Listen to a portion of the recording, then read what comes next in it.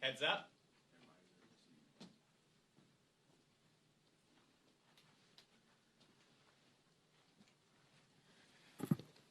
Afternoon, everyone. Breaking news, Elon Musk and I agree with each other. The GOP tax scam is a disgusting abomination. Every single Republican who voted for the one big, ugly bill should be ashamed of themselves. They aren't helping their constituents. They are hurting their constituents. That's an objectively verifiable fact. The GOP tax scam is a disgusting abomination. It rips health care away from up to 14 million people, everyday Americans across the country. Hospitals will close. Nursing homes will shut down. And yes, people will die if the GOP tax scam ever became law. It's a disgusting abomination. The one big ugly bill would enact the largest cut to nutritional assistance in American history. That's also disgusting. Republicans literally want to rip food out of the mouths of children, veterans, and seniors. Every single Republican who voted for this bill should be ashamed of themselves. This bill that Republicans narrowly passed, it limped out of the House of Representatives. And we're going to work hard to make sure it dies in the Senate.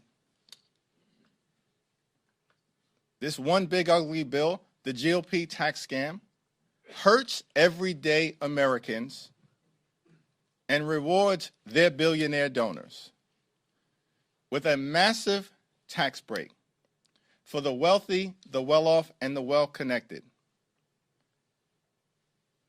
And to make matters worse, they will saddle our children and grandchildren with more than $5 trillion in additional debt in order to subsidize the lifestyles of the rich and shameless. Elon Musk and I agree with each other on this particular issue. The GOP tax scam is a disgusting abomination. Questions? Is this Elon Musk yelling on his way out? Do you think this is going to move the needle in the Senate? For all the reasons that I just indicated, the bill is disgusting. It's an abomination. It's a disaster for the American people. And as House Democrats, we've been saying it repeatedly, saying it at rallies, saying it at committee markups, saying it before the Rules Committee, saying it on the floor, hour after hour after hour into the early morning. And we'll continue to say it in the United States Senate. The bill limped out of the House of Representatives. They had to strong-arm members of the Republican conference to even get this done. Many of these Republicans know that they were doing the wrong thing by their constituents. And we're going to continue to expose it. Before Elon Musk decided to weigh in, the American people understood the deal. In every single poll that has come out over the last 2 weeks, the Republican one big ugly bill is deeply underwater. It is unfavorable by 8 points, 10 points, 15, 16 points. Every single poll across this country that has come out over the last 2 weeks, the American people have rejected the Republican one big ugly bill. And we're just getting started. I'll go. I'm sorry. You guys were late on this side of the room. Thanks, Mr. Leader. Speaker Johnson implied that part of the reason Musk might be opposing this has to do with the getting rid of the EV tax credits. What do you think about those tax credits that benefit this particular billionaire and his company in Tesla? The clean energy credits that were part of the Inflation Reduction Act actually have had a significant benefit in terms of economic activity all across the country, particularly in red states and congressional districts represented by Republicans. Standing up a clean energy economy lowers energy costs, helps to protect the environment, and combats the climate crisis with the fierce urgency of now that is necessary, while at the same period of time creating jobs and generating economic activity. Republicans decided that they want to detonate these clean energy credits. I haven't spoke to Elon Musk. I'm not sure what the reasons are for this extraordinary statement, but we're in complete agreement. The GOP tax scam is a disgusting abomination. And yes, the repeal of the clean energy tax credits is one of many reasons why the Republican one big ugly bill is a complete and total disaster. These extremists can't even defend it. So you have the senator from Iowa say, in response to a question that was heartfelt about people dying prematurely because they're going to lose health care coverage under the GOP tax scam, that everyone's going to die. Yes, Joni, we know, the American people know, that at some point in their lives, they are going to pass away. The cause of death should not be Republican cruelty. The cause of death should not be this disgusting abomination of a bill. The cause of death should not be the reckless Republican effort to rip away health care from millions of people and rip food out of the mouths of starving children or veterans in the United States of America. Has your caucus come any closer to making a decision on how to respond to the red line being crossed of Congresswoman McIver being charged or the potential threats against other members? There are ongoing conversations. First and foremost, what's important is that we stand strongly and firmly behind LaMonica McIver. And that's priority number one, to make sure that she has the first-rate legal representation that she needs to battle these charges. She does. We're going to make sure that she has the resources that she needs to aggressively push back on all fronts against this extreme, reckless, corrupt, legal assault on a duly elected member of Congress who was doing her job.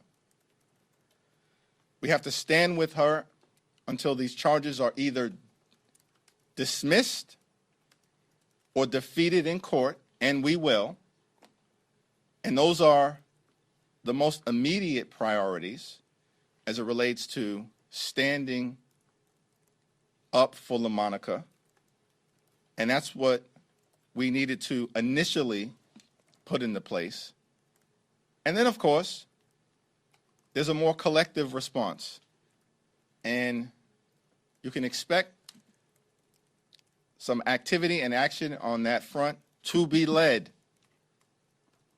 in part by Jamie Raskin. Thanks. Thank you, Mr. Leader. During a discussion on CNN on Sunday, Debbie Dingell was discussing the voting blocks that Democrats lost in 2024. She says, we've got to lay out our agenda for what we're going to do. We need our Project 2028.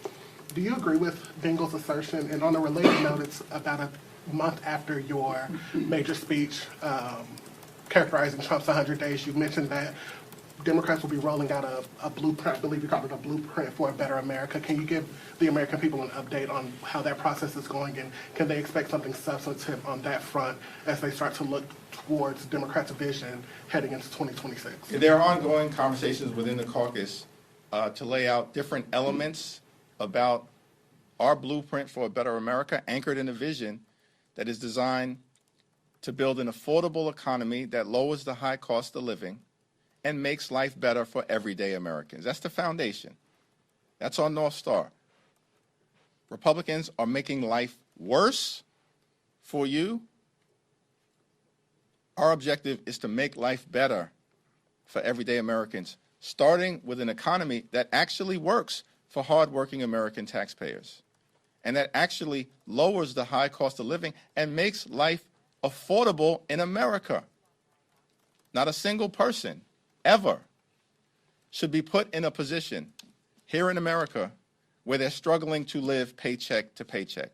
We need an America that rewards hard work and playing by the rules.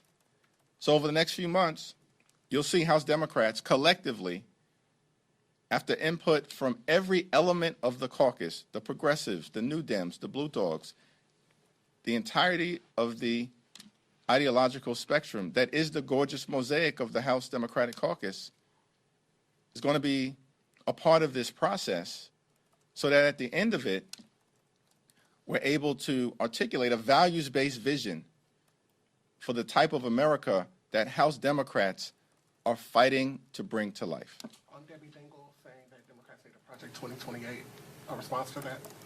Well, Republicans are aggressively trying to destroy America as we know it and end the American way of life. That's what this Donald Trump effort has been all about, which, by the way, the American people are rejecting. Despite all of the talk of this so-called big mandate, this guy is the most unpopular president after 100 days in office in modern American history. So much for your mandate. And then your signature bill, this disgusting abomination, is also unpopular before Elon Musk spoke up. And so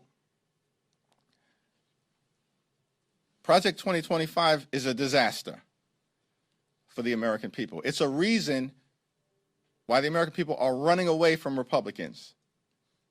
But of course, that's one side of the equation. The other side of the equation is how do we rebuild the America that Donald Trump is trying to break in record time. And that's an effort that we as House Democrats look forward to being a part of as we move forward. We'll go to the back row. Thanks. The crypto industry spent heavily in 2024 in a lot of key races across the country, and they're expected to do similarly in 2026. You've seen, some internal divisions among Democrats in the Senate and the House around this crypto. Are you concerned at all at the spending and its potential influence on legislation? Well, crypto spent both for Democrats and Republicans. Certainly that was the case in the House of Representatives because there are allies of the crypto industry on both sides of the aisle in the House, and that was reflected in the crypto industry's engagement. I think the best thing that can happen in terms of moving forward is that we arrive at a bipartisan solution in terms of the legislation that is pending in the Congress, because that's the only way for it to be sustainable. When you make an issue partisan, and at this point crypto is not partisan, Donald Trump is a separate problem that has to be addressed.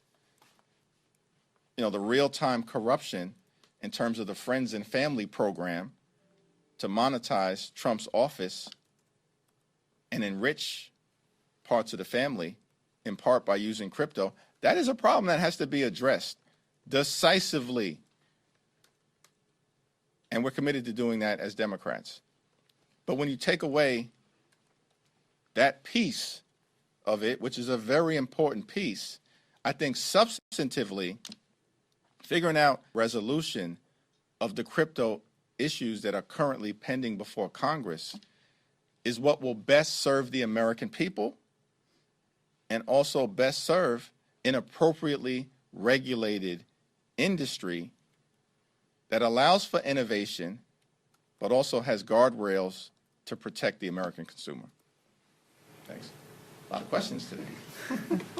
Thank you, Leader.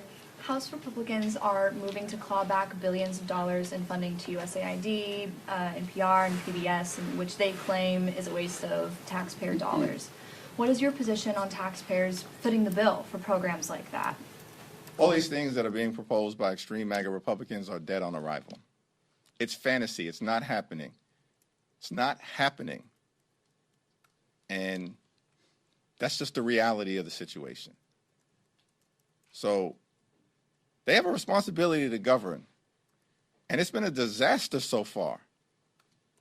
Chaos, cruelty, and corruption is what characterizes Republican complete control of government in this town. So my suggestion to them is, why don't you focus on the things that you actually promised you would focus on when you lied to the American people last year? Because Republicans spent all year in 2024 promising that they were going to lower the high cost of living in the United States of America. And, in fact, costs would go down on day one. Costs aren't going down under Republican complete control of government. They are going up. Inflation is going up. The cost of living is going up. Life is becoming more unaffordable for everyday Americans. Donald Trump and Republicans broke their promise to focus on the issues that matter in terms of the economy. And that's one of the reasons why the American people are running away from the Trump presidency and the sycophants who are nothing more than a rubber stamp for Donald Trump's extreme agenda in Congress. So, a follow-up to that? If it's dead on arrival, then you want it to remain the way it is, with taxpayers continuing to. I mean, if it's not going to go anywhere. I think my remarks speak for themselves. Yeah, follow up on that. You say it's not going to happen. You mean that you don't think Republicans have the votes to pass the rescissions package? Correct. And in the House and the Senate, or in which chamber? Remains to be seen what the case is in the House, but it's my full expectation that, as has been the case up until this point, they will confront strong and unified Democratic opposition in the House, struggle to get any bill out of the House of Representatives, and then it's dead in the United States Senate. You know, it only takes 50+1 in the Senate. Dead in the United States Senate. Thank you, Mr. Leader. I just want to ask you about some reporting that we just published. CBS News has learned that the U.S. Navy is considering renaming multiple naval ships after civil rights leaders and prominent Americans, among them the USNS Harvey Milk, which, of course, this is coming during Pride Month, but other potential vessels include the USNS Thurgood Marshall, Ruth Bader Ginsburg, Harriet Tubman, Dolores Huerta, Lucy Stone, Cesar Chavez, and Medgar Evers. I know you've been quite critical of the Defense Department and the Defense Secretary on issues of diversity, so I just wanted to get your reaction to that. It's a complete and total disgrace. It's an utter abomination in terms of the extreme MAGA Republican effort to continue to erase American history. And we're not going to allow it to happen. And you wonder, why do these far-right extremists who are utterly unqualified for the jobs that they currently hold in the United States government exhibit A, Pete Hegseth, the least qualified Secretary of Defense in American history, and this guy's leading the charge? It's a joke. You're not qualified for the job that you have. You didn't get that job on merit. And so here's what the outcome is going to be. Every single time they've raised this issue and tried to cancel a part of our history, they've had to walk it back. Because the American people, aided and assisted by Democrats, have aggressively pushed back. They tried to cancel Harriet Tubman. We reversed it. They tried to cancel Jackie Robinson. We reversed it. They tried to cancel the Tuskegee Airmen. We reversed it. They tried to ban hundreds of books in the Naval Academy. We reversed it. Every single time the extremists have tried to cancel certain parts of American history, the American people have risen up and said, no, it's not happening. And the MAGA extremists have chickened out. They are supposed to be tough guys. They regularly are pushed back.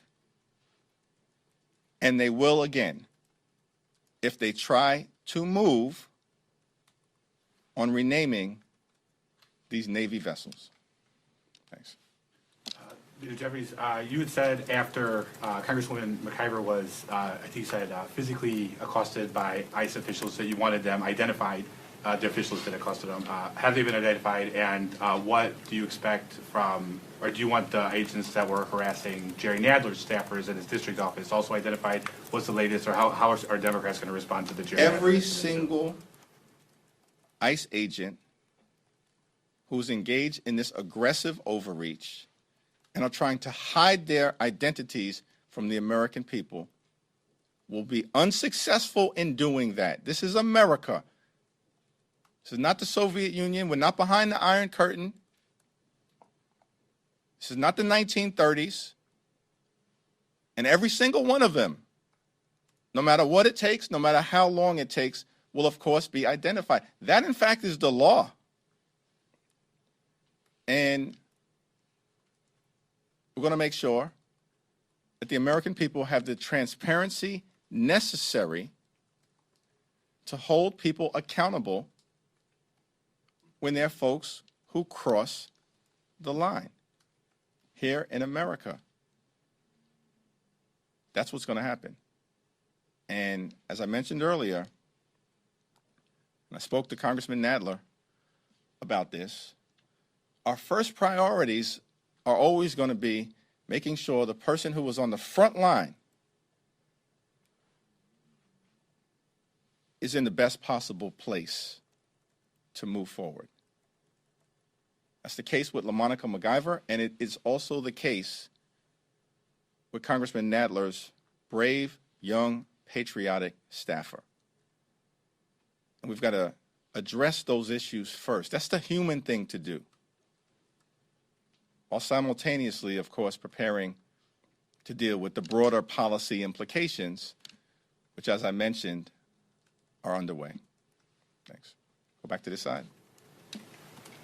Yep. There are 2 members of the Congressional Black Caucus running to be ranking member on House Oversight. How do you think the CBC will handle that?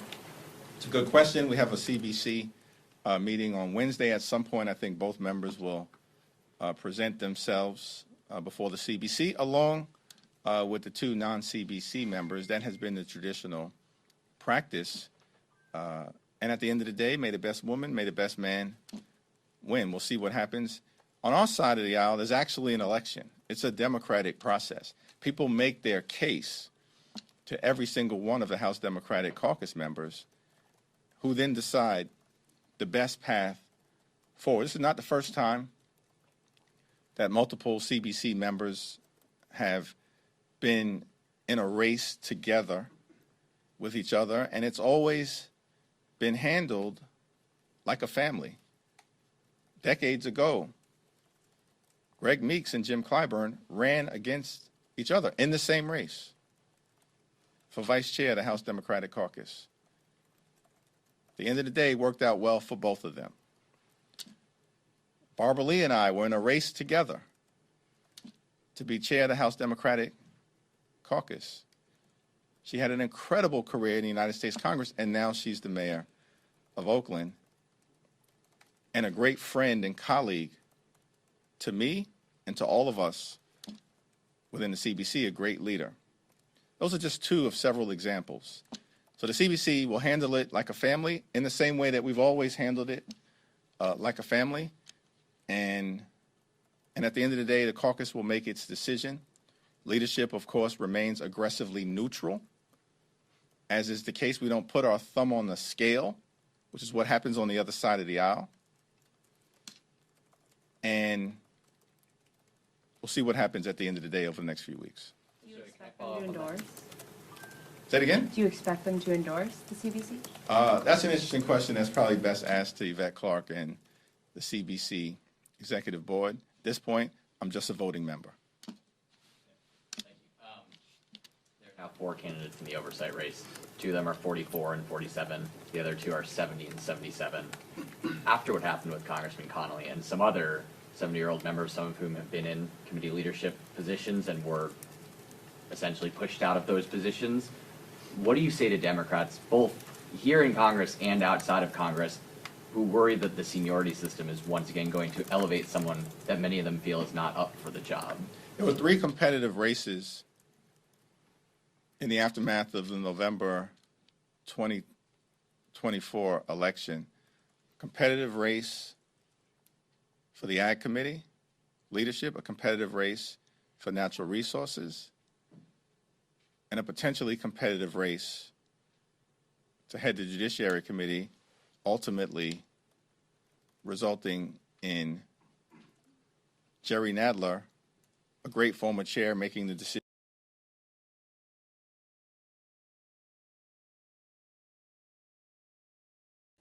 in connection with the GOP tax scam. Thanks. Thank you, Leader. With Democrats vowing to fight the one big beautiful bill as much as possible, do you Ugly bill. believe there should be any pressure on Leader Schumer when it comes to trying to block this bill? Leader Schumer and I had a great conversation over the weekend. His caucus is ready, willing, and able to meet this moment under his leadership, and I expect strong, forceful, principled, and unified Democratic opposition in the United States Senate. Last question. Thank you, Mr. Leader. So these past couple months, you have, in your messaging, been attacking Elon Musk and at times even using him as a proxy for Donald Trump himself.